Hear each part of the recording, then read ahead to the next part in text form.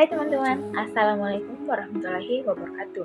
Terima kasih atas kesempatan yang telah diberikan kepada kami kelompok 5. Pada kesempatan kali ini, kami akan membahas materi mengenai pusat pertanggungjawaban, pusat laba, dan pusat investasi.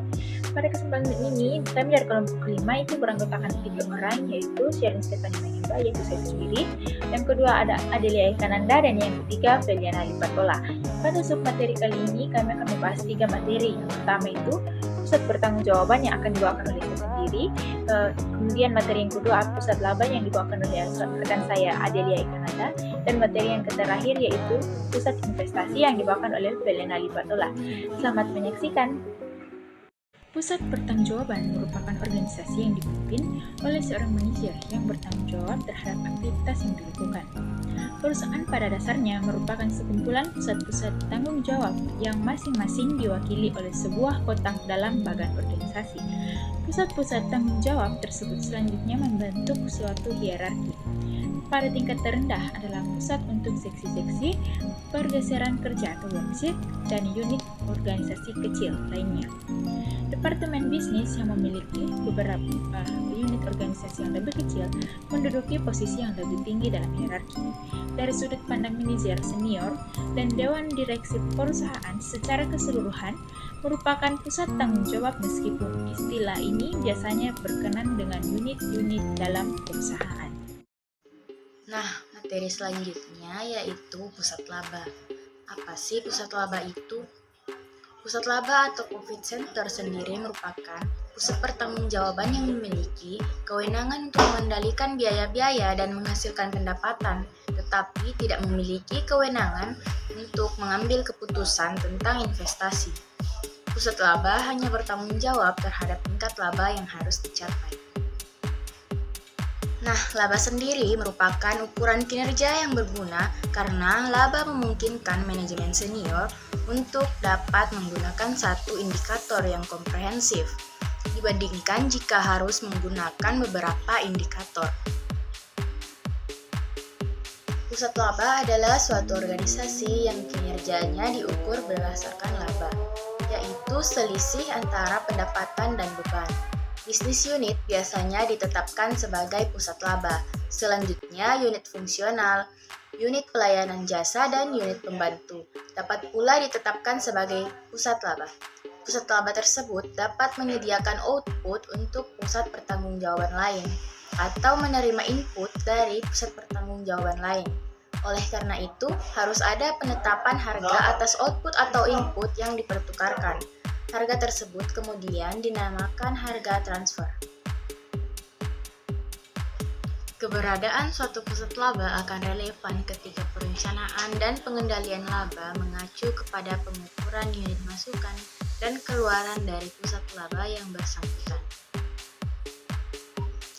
Adapun manfaat dari pusat laba yaitu yang pertama adalah keputusan operasional dapat dilakukan lebih cepat karena tidak memerlukan pertimbangan dari kantor. Yang kedua yaitu kualitas keputusan cenderung lebih baik karena dilakukan oleh seorang yang benar-benar mengerti tentang keputusan tersebut. Yang ketiga yaitu manajemen kantor pusat bebas dari urusan operasional rutin dan bisa lebih fokus terhadap keputusan yang lebih luas. Selanjutnya yaitu kesadaran laba, lebih meningkat pada manajer pusat karena ukuran prestasinya adalah laba. Manfaat selanjutnya yaitu pengukuran prestasi pusat laba lebih luas daripada hanya pengukuran pada pusat pendapatan dan pusat biaya yang terpisah. Lalu juga dapat memudahkan kantor pusat untuk memperoleh informasi profitabilitas dari komponen produk-produk perusahaan.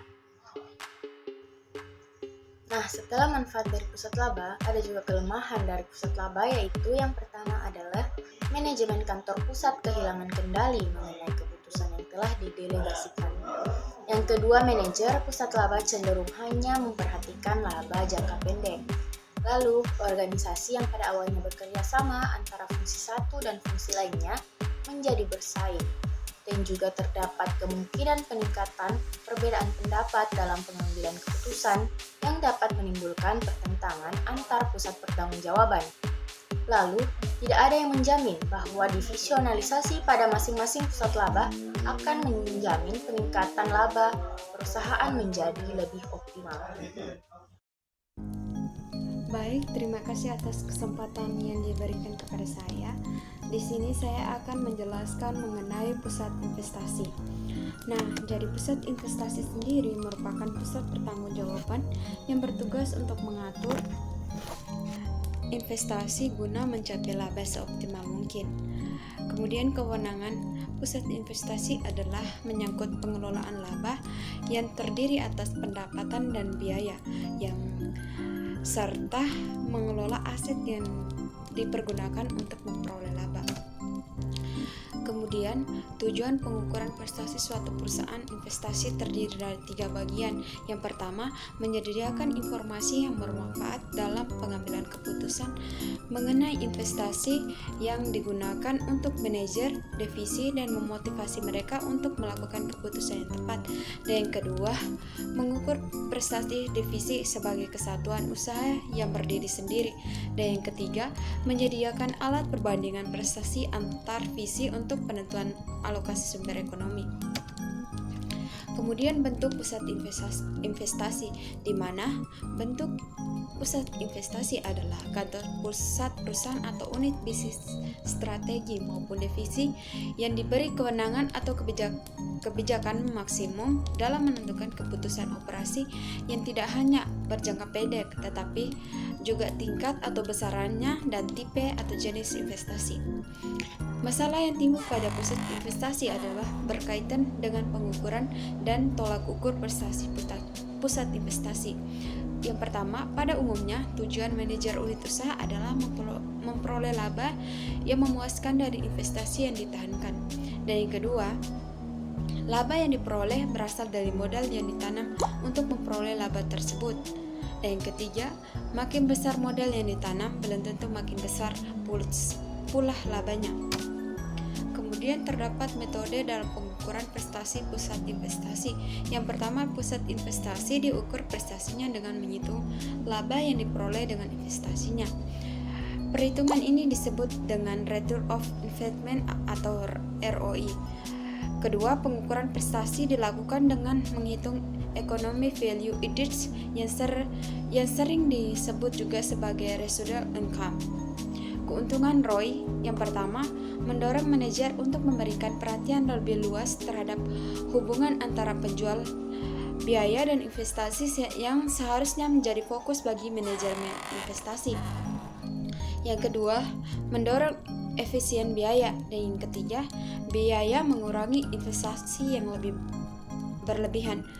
Kemudian kelemahan dari ROI itu sendiri merupakan yang pertama, manajer pusat investasi cenderung menolak investasi yang menurunkan ROI pusat pertanggungjawabannya walaupun akan meningkatkan profitabilitas perusahaan secara keseluruhan. Dan yang kedua, terdorongnya manajer pusat investasi hanya berpikir jangka pendek tanpa memperhatikan kepentingan jangka panjang. Kebaikan residual income yang pertama, manajer pusat investasi cenderung menerima investasi yang menurut ROI tidak menguntungkan ROI sehingga tidak diterima walaupun secara perusahaan keseluruhannya menguntungkan. Dan yang kedua, kelemahan residual income. Seperti halnya ROI, residual income mendorong hanya pencapaian jangka pendek tetapi memperhatikan jangka panjang. Itu saja materi dari saya kembalikan ke moderator. Baik teman-teman, itulah materi tadi yang kami paparkan tentang pusat pertanggungjawaban, pusat laba, dan pusat investasi dari kelompok kami kelompok 5. Kurang dan lebihnya mohon dimaafkan. Assalamualaikum warahmatullahi wabarakatuh. Sekian, terima kasih dan see you, goodbye.